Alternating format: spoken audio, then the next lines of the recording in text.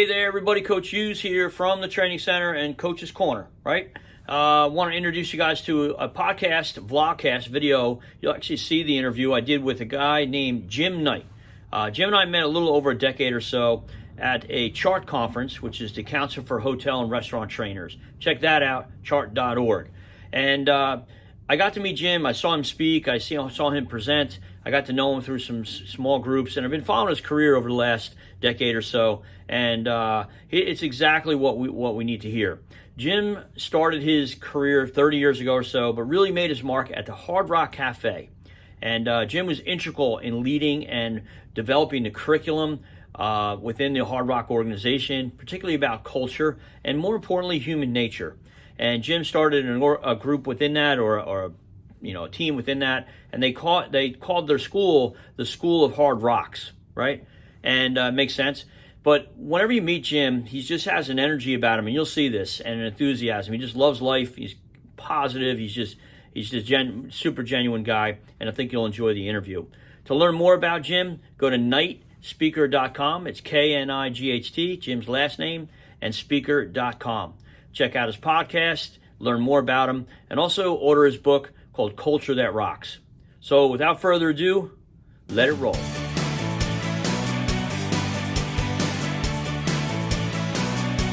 All right, Coach Hughes here from the Training Center and what we call Coach's Corner, and I'm super excited to have on this podcast today Mr. Jim Knight. What's up, guys? How's it going? Thank you, Coach. Thanks for having me. Oh man, it's a true honor, and I know once people see this and get to hear, I'm sure the conversation we're going to have, but also after this, I know they're going to pique their interest and get your book, which we'll talk a little bit about, your podcast, which are awesome, but all the other amazing material that you have created over your career. My pleasure. Yeah. So what I want to do is Culture That Rocks, the name of the book that you had come out with, and culture is so important in any company. Anybody who knows me, goes to my class, we talk about that from day one. And, I'm sure they don't want to hear too much from me, but as a guy that, one, helped build culture in your earlier career, you were a teacher, you work with Hard Rock. I'd love to hear a little bit about that. Yeah. But then you have your approach to maybe what culture is. I watched a great video on you last night with my daughter and my wife, and your perspective on culture and looking at it from the past, and that was awesome. So one thing I did learn from watching one podcast was an interviewer said, my job is to ask the question and get out of the way. That's right. And yeah. So I don't want to hear myself any more than I have to. So just a little bit about yourself, and then some wisdom, some insight into culture, what it is, and go from there. Yeah. Well, a little bit about me. You were referencing it a little bit earlier. I worked for 21 years in charge of training and development for Hard Rock International. So if you even go back before that in the industry that we love so much, my background really was music first. And then a little bit of education before I ultimately jumped into hospitality. So my first job actually was in hospitality. So I should even think, where did I really get the roots of falling in love madly with this industry? And of course, we live in Central Florida, and in my backyard is Walt Disney World and Universal and SeaWorld. But my first job was at Gatorland Zoo. So I worked in the snack bar at a gator farm, where I literally sold hot dogs and sodas, and I ate gator meat every single day. And I got to sell fish and drive a little train, and actually worked on the alligator insemination program, which I don't like to talk about. But that was really my first foray into hospitality. But, when I was in high school, I just loved to perform. I'm still attracted to people that can sing and dance and act and actually speak. And I just said, I'd like to be able to do that. And I sang in high school. I went to college to focus on my music career. I do have an AA degree in music performance and education. But while I was there, I found out that to make a living at that, you actually had to be good. And I was not. I was pretty mediocre. And I said, the old adage of those that can't do, teach. And that's what I did. I focused on teaching instead. I went to University of Central Florida. I focus on children's education more than anything else. I was a middle school teacher for 6 years, starting out as a substitute middle school teacher. And I wasn't making any money in the summer. If you know anything about public education, got to have a second job, or if you haven't hoarded away enough money. Yeah. And I did a little summer job at Hard Rock, and the rest I say is history. Working for that brand, I honestly just thought it was a summer job. I was a host. My hair didn't go up back then; it went down. I had a long mullet, which I could sit on at one time. So Oh, I had a lot of fun with that because somebody allowed me to look the way I wanted to and be and say and do and whatever I wanted. It was irreverence and unpredictability, and I was listening to rock and roll all day long, and somebody paid me to go and do that. And then I got to open up properties around the world, and I fell in love with not just the people that were there, but also the culture. And I think that's really what started me on my long and winding road. So I'd had some other jobs along the way, but I really do think I pulled the lever of music, education, and hospitality, which all three of those kind of combined for me to be the perfect storm to springboard into doing what I do now. And now I use all of those tenets, if you will. But I'm yeah. not going to lie, my time with a singular brand was such a really cool thing. And I don't have to tell you, you've done this now for 3+ decades with Jersey Mike. So Yeah. congratulations on that, by the way. Yeah. Well, interesting enough, and we met a couple times, but the connection is even more as we get to know each other and unfolds. But my mom is a music teacher. No Uh, way, really? my dad was a gym teacher. Music is, my one of my passwords was JEH Jazz. I'm a big jazz fan, and everyone who knows me, I have a wonderful son with autism, Okay, and all right. therapy, and he loves music. But coming from a household of teachers, and you're right, and it's unfortunate because there's so many good, talented people out there because of the compensation. Yeah. The kids miss out, but you were able to get into the corporate world and build a career, which has been pretty awesome. But Yeah, you know, and I, again, I think what you were alluding to earlier also, and I love that you think of you as a coach, right? Mhm. For me, working in an environment where the culture is fantastic. You and I have had an opportunity to do this for decades, right? Right. That really gets you going. And then when you start to talk about it with other brands, you actually write something about it, you study even more so about organizational culture. And I think now it definitely now it's going to be way more critical today than ever before. I do believe that. But I think back in the day when I maybe came in and threw down the culture card and told the CEO we ought to do this because it's the right thing to do and it's Yeah. cool and it'd be fun, and it wasn't tied to business results, it wasn't part of the strategic plan. I'm not even sure a lot of people in the past, you go back 20, 30 years ago, you can't see it. It's a nebulous, esoteric, fuzzy term that doesn't show up on the P&L, but boy, do people now clearly understand it. There's way too much proof out there of awesome, fantastic company brands. You and I could list up 20 of them right now that when Yeah. you point to it and look at their results, you go, culture is massively important. In fact, I think I just saw something this last year. I was speaking for a Snagajob, I think it was. Okay. And they obviously do a lot in our industry, and they said that in their surveys now, they've now discovered that culture is the number one reason why people are joining organizations, at least in our industry. They're going to say growth opportunity and pay and flexible hours and all the great things that come with that, but culture is the number one reason. So, I'm kind of lucky that before that study came out, before maybe Merriam-Webster listed it as word of the year just 4 years ago, I think, Huh? I was yakking about this stuff, and you and I've been living it for a long time. So it's one of those things that although I do a lot of other stuff too, culture by far will forever be my number one hit. There's no doubt about it. Yeah. I think I shared with you too. I used to have two words at the training center above the doors. We've painted over them since then, but energy and enthusiasm. And Yeah. one of the things that's always gravitated me towards you was, one is you bring the same energy all the time. You can't miss it. And your passion, which is enthusiasm. The hair, the rock and roll. That's not just a shtick. Yeah. It's something you are and you believe in, and you're you know it's coming off as authentic. And I think in culture, there's so many companies and people who talk about, well, again, back to your point where bottom line, you can't measure it, so management doesn't like it. But then the thing that attracts people, and you speak with a lot of people, and what are some things that somebody can do to create culture, and not just that, but not copy a culture. How do you create an original, authentic culture that everybody else can buy into? Yeah, well, it's first off, let me maybe define what I think culture is, because that'll sort of help set the stage. And you Yep. alluded to the very beginning.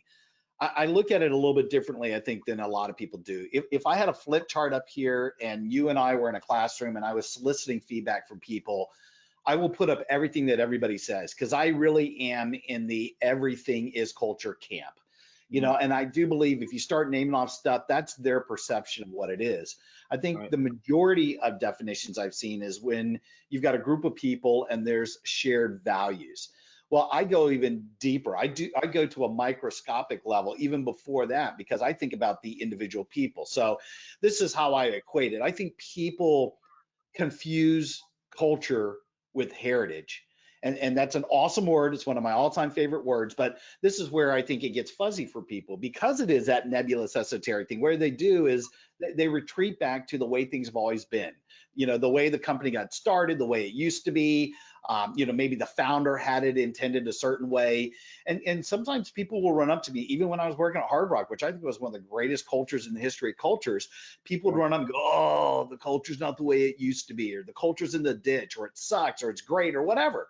My first question is, how do you know? Because that's, deer in headlights, because they can't put their finger on it. So I really thought, okay, what is it that people are really getting confused about it? And again, I go back to heritage. I think people think it's the way it's always been. It's the history, it's the past. I don't think it's that at all. I think it probably contributes to where we got today in the present. Mhm. But I really look at culture as being the present, only because I hang my hat on the people. I think it is 100% about human beings. And you get a collection of individuals together, right? Each of these people are going to have some behaviors. Some of those behaviors, of course, are awesome, and some of them not so much. But whoever's working in the environment at that time, that is the company culture. Right. And yeah, I can prove it in a million different ways. I could say, let's take Jersey Mike's and say, listen, I don't like your logo. I don't like your colors. I'm going to change your fonts. I'm going to change the corporate headquarters and move it 500 yards because it's a better location. I'm going to change every form, tool, process, everything. But everybody working for the organization gets to stay. You get to still have a job, right?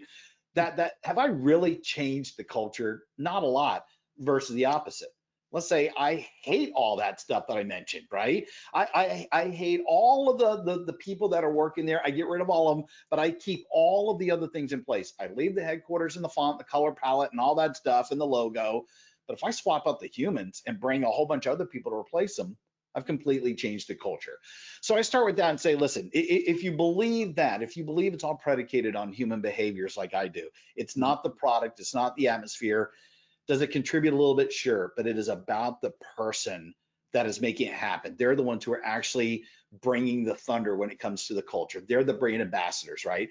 I start with that. And the scary thing is, every time somebody leaves or joins the company, culture changes immediately.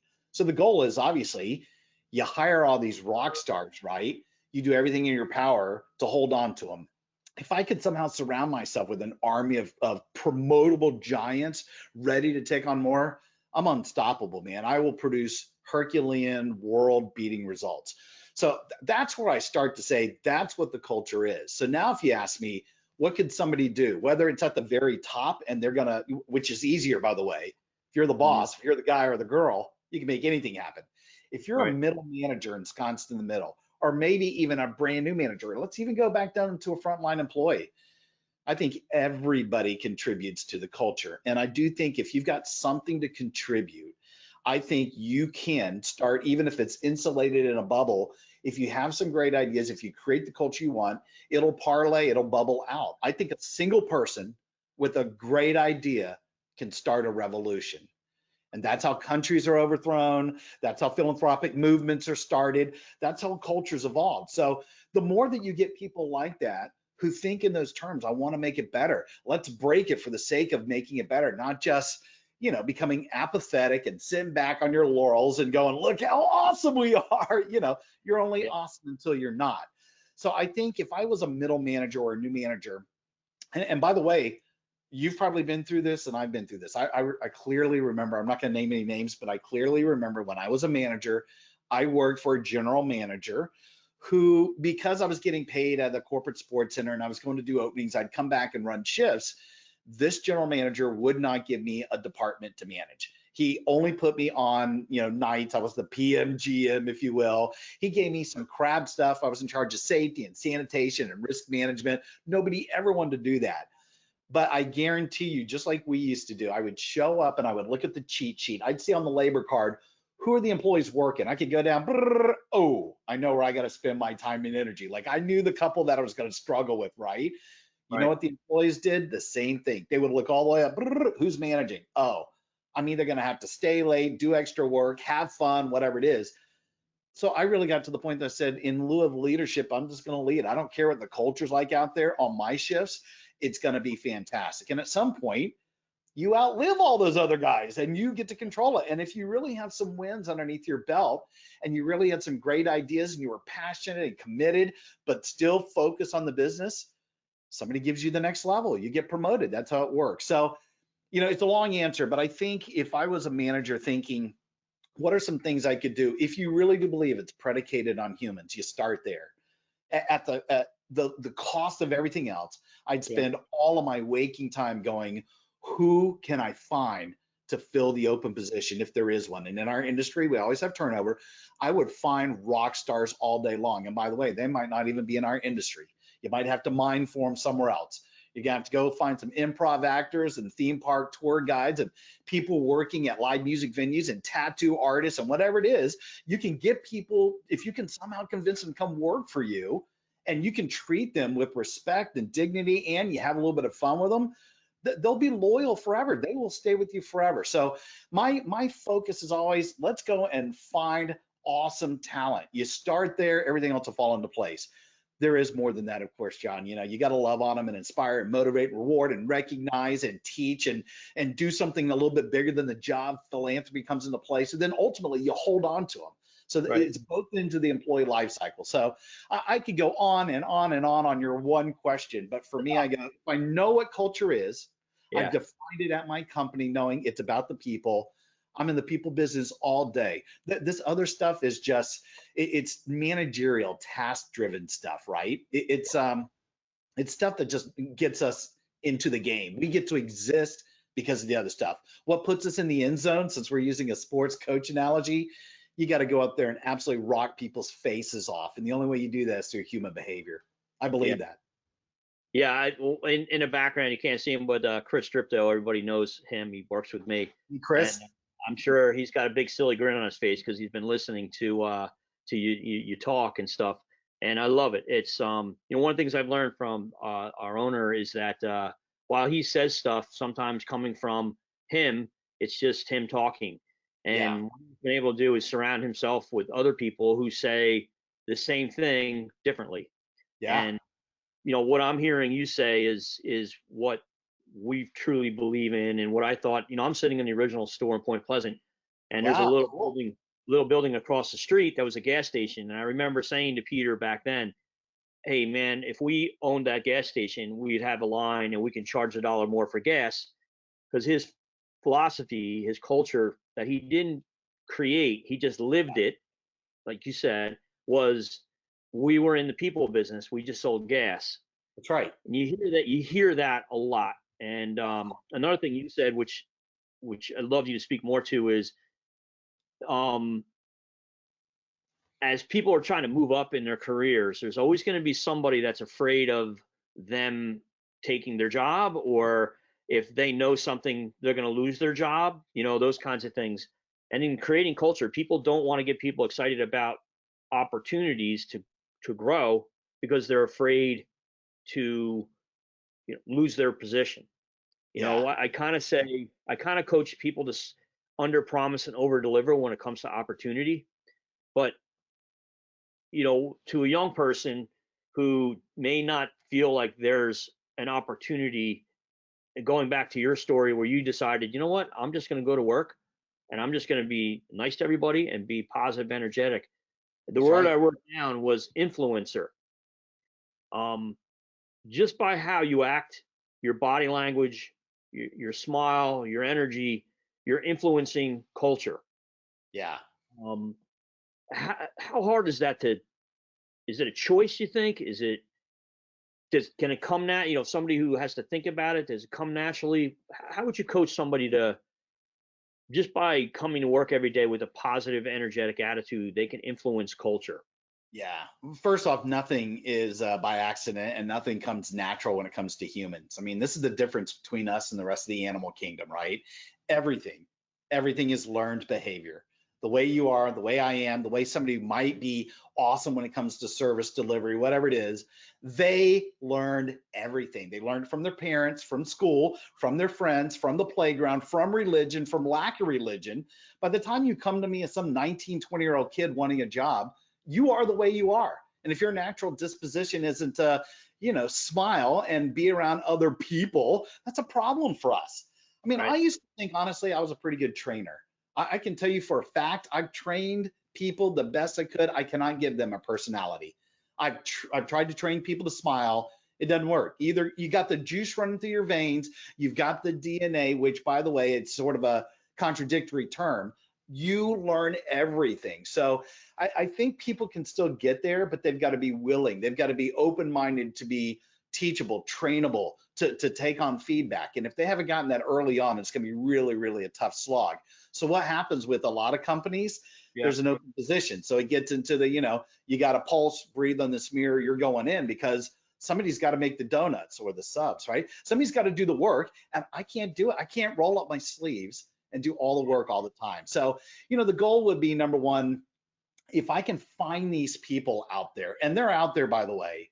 When I had a consulting company, I used to have, the number one complaint my clients would say is, there's no good talent anymore. I can't find anybody else. It's so much bunk. Somebody's got them. They've got them earlier than us, and they got their meat hooks in them, and they're loving on them so much that people can't fathom leaving that brain to come work for you. So if you're in a crappy environment where your pay, your benefits, your leadership, that environment, that culture is crap, you can do all the promise that you want to try and get someone to come and work for you, but the word on the street's going to be that that's not a fantastic culture. The one they're working in probably is. So I do believe that everything is learned behavior. So I sort of start with that mentality and think, I don't think it just happens by accident. I don't think you can sort of get in there and sort of learn it on your own. Hopefully you have great trainers, great leaders, great infrastructure, great collateral. Your manuals look like comic books. Your videos are like brand videos that just blow people's mind. They can't wait to get back to work. The people that they're working beside really do become some of their best friends. And it's not just, I'm going to work for X number of hours and then go to my real life. This is your life. You're going to spend more time here than anywhere else. So all of these things come into play. And again, I retreat all the way back to human behavior. Do I think I should still do these things? Totally. I mean, I'm all about performance management. I want to focus on every area of the employee life cycle. How we recruit, interview, hire, train, communicate, develop, reward, recognize, even separate from them. I will have something in place for every one of those really good strategies. But at the end of the day, all the best training and communicating in the world is not going to help a bad hire. So again, if I was really honest with myself, John, I'd go back in time to say, listen, instead of being a training guy, maybe I should be a recruiter, because I at least felt like I had my finger on the pulse of the type of people that could come in and work for us. And I'll hand them off to the training person. Because I was smack dab in the middle of the life cycle. Whatever you give me, manager, staff, I'll do the best I can. Print, video, e-learning, instruct, we got all that stuff. But if you're a crappy hire, I'm going to have some issues, right? You hire the right one in lieu of all of that stuff, they'd still be great. But because of that stuff, they helped attract other people, and it just perpetuates the brand for all time. So, I don't know if that exactly answered your question. I would just say that everything is learned behavior. And so I want to try and get people as young as I can. And if that means I'm hopping off onto college campuses and putting up bulletin boards and being in the right trade magazines that I need to, if it's even print, I am all day long on the social media sites that I need to be. I'm on the hunt When I personally, and this is no lie, I don't have a physical building. I don't have a ton of people working for me. But when I'm out and about, when I go to eat, drink, shop, stay, play, whatever it is, I'm looking for a rock star. And when I get exposed to something like that, man, I'm trying to do everything that I can to get them to spend time with me, hang out with me, teach me. They're smarter than I am about something. I'm trying to figure out what I can stick in my quiver. If I have a friend who's in need of a business person, I'm sending them along the way. So I'm on the hunt for rock stars. I look for it all day long. I cannot stand the lip syncer, the ones that are just flapping their gums, going through the motions. They will be revealed at some point. They are going to be unmasked at some point. You're making me cry. I have a smile on my face. My cheeks actually hurt. So, and I know the people who are going to see this, know me, and I'm not going to put anything disingenuous and authentic. And everything you've talked about is something that I know is important to them, and they want to hear, because Awesome. a lot of them come from a lot of industries that probably had good intentions, just Yeah, didn't know how to, keep that train moving down the tracks. yeah, A couple things. When we talk about a process that we teach here is we ask them to come up with 5 or 6 core values, come yeah, up with their family, with their partners, and then they come up with the traits and the 50 to 100 traits. And then we do a little exercise here where they take the traits and put them underneath the core values, and yeah. it can get pretty heated. But you know, hiring off of those traits, the personality traits. You're hiring the personality, you train the skill. You Yeah, hear that exactly. all the time. Of course. Again, the lip syncers, you know, how do you, when you're against, well, today, and you're in the industry, and it is different where there's more restaurants than there are employees. Yeah. And the good ones aren't unemployed, they're employed. We don't Yeah. want to go steal somebody, right? I say, I don't go steal somebody. Or you hear somebody say, oh, they're not good people. I'm like, well, you have a restaurant next door, they have good people. And they Yeah. said, well, yeah. I'm like, well, so there are good people, they're just not working for you. And why? Yeah. What kind of mirror could you put in front of somebody, or for them to honestly look at themselves as a leader creating culture? What are some things that you would ask them to look at in themselves if you put that mirror in front of them? I'm not sure if I understand exactly the question. I mean, certainly you've done the card sorts and you've moved the behaviors underneath the values, and so I think you've got an idea of what a perfect or stereotypical employee might be for Jersey Mike's. And I bet if you close your eyes, and everybody could do that, they probably think of the 3 or 4 people that are like, geez, if we could, until we get into cloning, we're gonna Yeah. have to go find other people. But I wish I could make more of them. So Maybe this, yeah, we talk about a lot of self-reflection, and everyone's always looking for answers, but they don't want to take responsibility from their part. Oh, I've done this, I've read that book, I went to this seminar. yeah, It's that, strip all that stuff away, stop telling everybody what you have done, and yeah. what are some things that they can look in the mirror at themselves and say, am I really um, creating or cultivating the culture that I'm putting down on paper? Yeah. Well, I do think that individuals are obviously going to be different. I think they hopefully will match up to an organization who has some like-minded values. I think it's way cool to have some diversity. I think it's way cool for people to think and act differently. But I think at the end of the day, if there's a mission that the business, that the brand, the restaurant is on, then I think all of the employees, as much as you can, there's always going to be a percentage, as much as you can get to rally around that so that everybody knows what they're focused on, you're more likely to get the results. So I start with that. And I think if so many people, or if nobody knows where true north is, and the leader isn't coming along, they don't have the compass, they're not sharing and saying, this, my friends, is north, let's all head this way. All it takes is for a couple of people to go, I think it's this way, and they head off and they take a couple of their friends with them. And I even think people's values are like that. If it's really, really skewed, one, Mm. it's going to be an easy discussion when we ultimately do have to let them go or they leave on their own.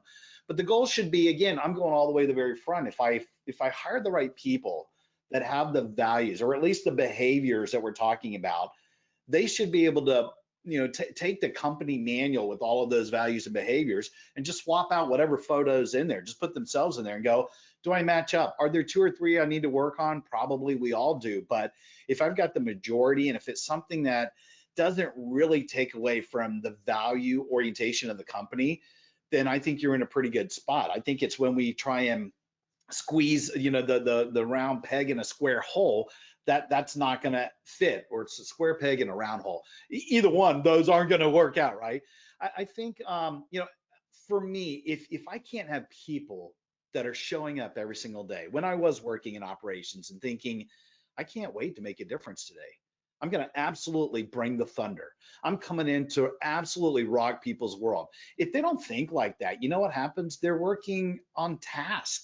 They're working on the nuts and bolts. I am doing the things in my job description that my boss told me, but I'm Sure. not thinking about making an experience or creating such a moment that people fall madly in love with me. And I've seen every single customer survey in the world, and I would tie those surveys to absolutely the behaviors, at least from the job description, the performance appraisal, have real honest to goodness guests or customer feedback to say, do these things align? I've seen all these surveys. You can bring me something in print, video, maybe it's online, like an internet based, maybe it's phone call. I don't know how you guys do surveys, but I bet you I've seen it before, and I bet you I've seen the 997 questions that are first, which are all tactical to me. The Yeah. light bulbs need to be working. The parking lot is clean. The restrooms are clean. This toilet paper, the hedges are trimmed. Yes, yeah, all that stuff, right? I look at the last 3 questions. Are you coming back? Are you spending more money? And are you going to talk about me positively? Now, those 3 to me, that means an experience. A moment was created that it is just seared into their head. They'll never forget that place ever again. And it doesn't have to be crazy and loud and over the top and grandiose like I probably used to do at Hard Rock.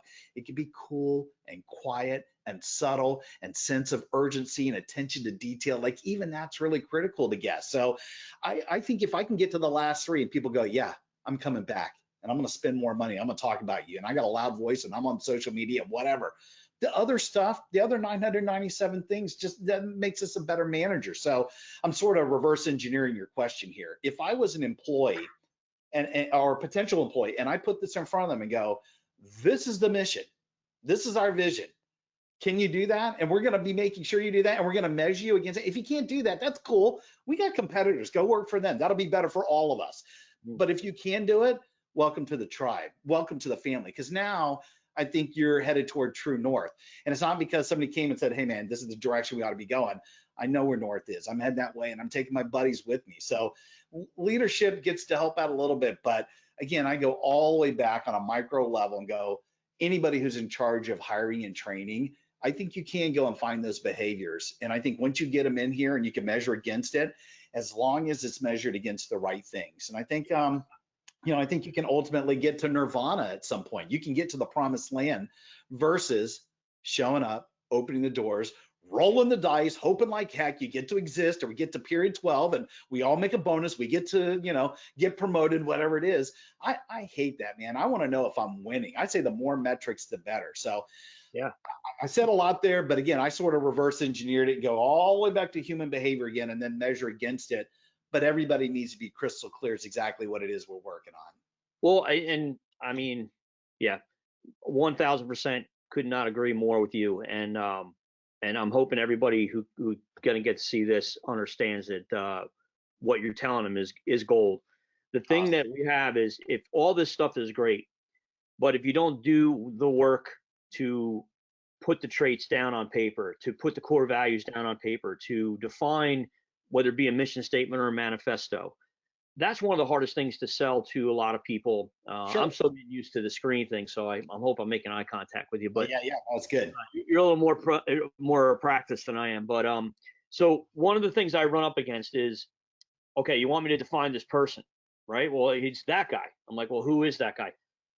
Is there I'm not looking for an exact time frame, but I know most people want something out of not enough time.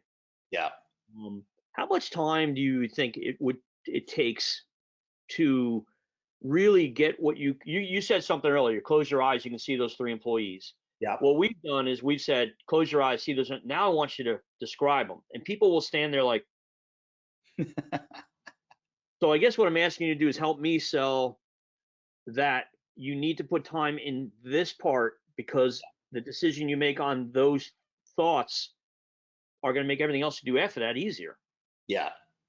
And it gets rushed. It gets, oh, I'm too busy. I got to make this phone call. I got to go to this meeting. I'm like, whoa, that's the most important decision you make every day. Who you give the apron to, Yeah. right?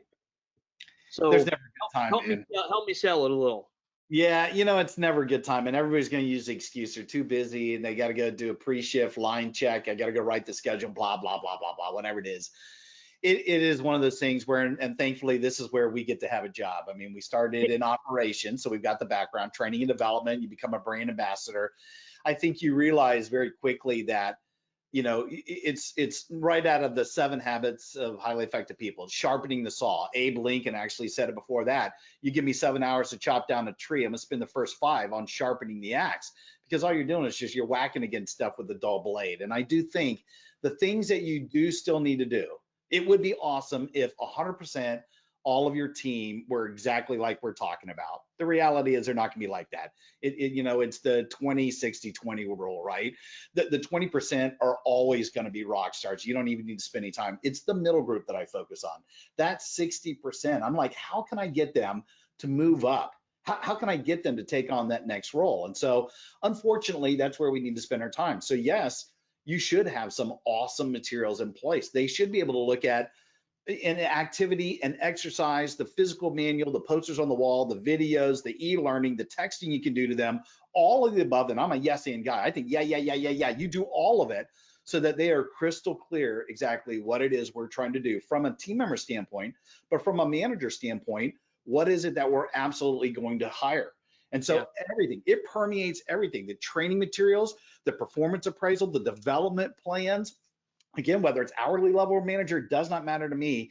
It all has to have the running thread that goes throughout. So you got to do the work that you're talking about up front, and you definitely have to do the work for the training and the development and the mentorship and everything that comes with it. I'm not saying don't do any of that. I say, yeah, do all of that, and it should crush everybody else is out there. But oh, by the way, all of it's for naught if you don't get the right people. If you get the right people and you put them in that environment, get out of the way, dude. I mean, that's when absolutely they're going to stay with you forever. And I've seen so many statistics. I mean, you probably are a member of the NRA, Restaurant Association, not rifles. We say buns, not guns, right?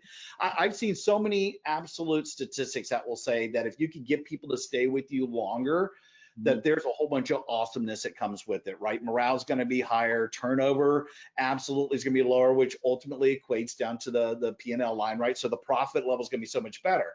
But what I've seen is it usually is because of the environment that you've put them in, right? And again, you look at the snag a job stuff that I talked about before.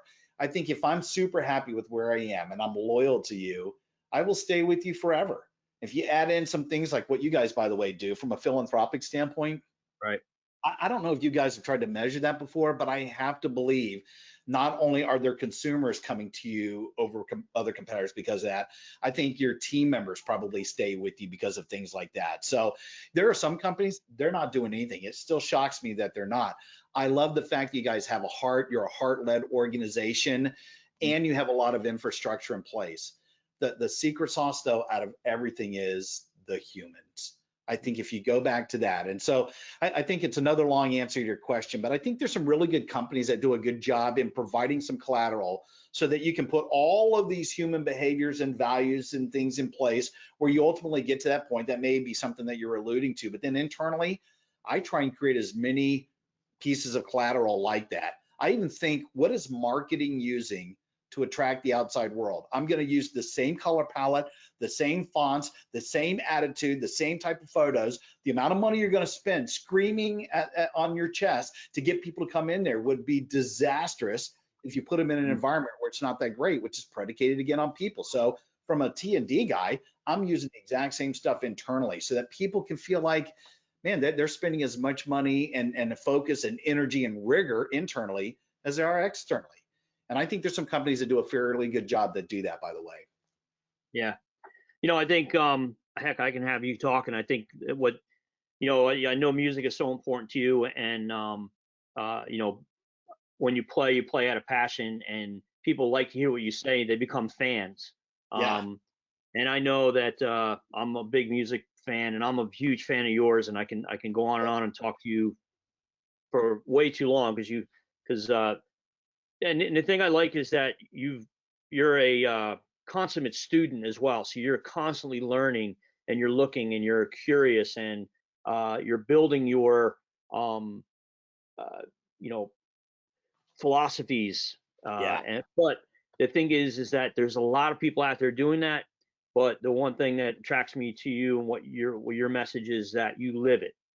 So you study it, and then you take the best of the best, and you live it forward, and that's something you should be super proud of. Thank you, my friend. I appreciate that a bunch. And I do know that we're going to get some people to definitely, guys, if you're get the book.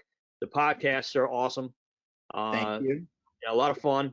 And but what are one or two things real quick that our guys, our leaders in our stores can get some more information and content from you, whether it even be you can become a client where you can speak to their organizations. So a little Yeah. bit of selling opportunity for you if you wouldn't Sure. mind. No, man, I appreciate it. Thank you for that. I Yeah. would say all roads lead to my website. I mean, that's probably the best place, and it's Knight Speaker. So my last name is KNIGHT speaker.com. I Okay. don't know if we probably have that there on the screen there, but knightspeaker.com. And what you'll see is all of the topics I do. There's video of me facilitating. I'm not everybody's cup of tea, but hopefully there's some good energy in there and a couple concepts where you can see a story arc or two. Right. Obviously, my book called Culture That Rocks is sold through there. And we mentioned earlier that, I do some stuff around service and leadership and performance Yeah. management and employee engagement, but culture is probably by far my number one hit. And so right now I've got a book out called Culture That Rocks. I'm working on deconstructing that book. I'm going to have 3 smaller books. One will be Leadership That Rocks, Service That Rocks, and Engagement That Rocks. So Brilliant. sometimes people want specific versus the big color behemoth that thing is. Obviously, my podcast, thanks a lot for mentioning that. I have a great business partner. We do actually 2 things. I do have a weekly leadership podcast. It's free. It's called Thoughts That Rock.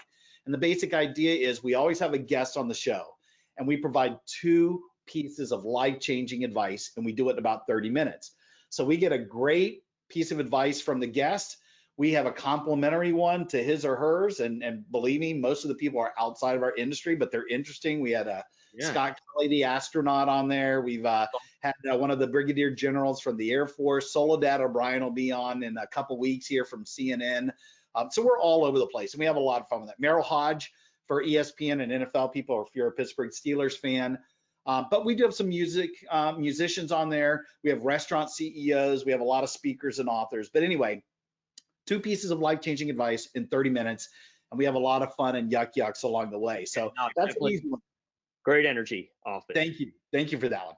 Yeah. The other thing that we do together, Brant and I, is we have something called Certified Rockstar. So that is an actual training program, and there's a half day, a full day, and a multi-day mastermind version. And so what you get with that, if it's let's say a half day, you just have 4 hours.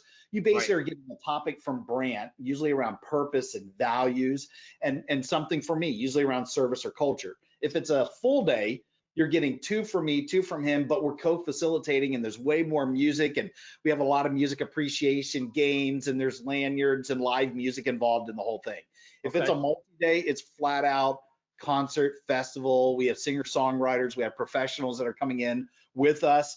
And there's a lot of networking that goes in there. That thing is that is the epitome of what we want to do. But we do those training classes in addition to both of us are speakers and authors. So I think if somebody were to go on the website and say, what am I looking for? Do I want speaking? Do I want someone I just want to buy the book? I want to listen to the podcast.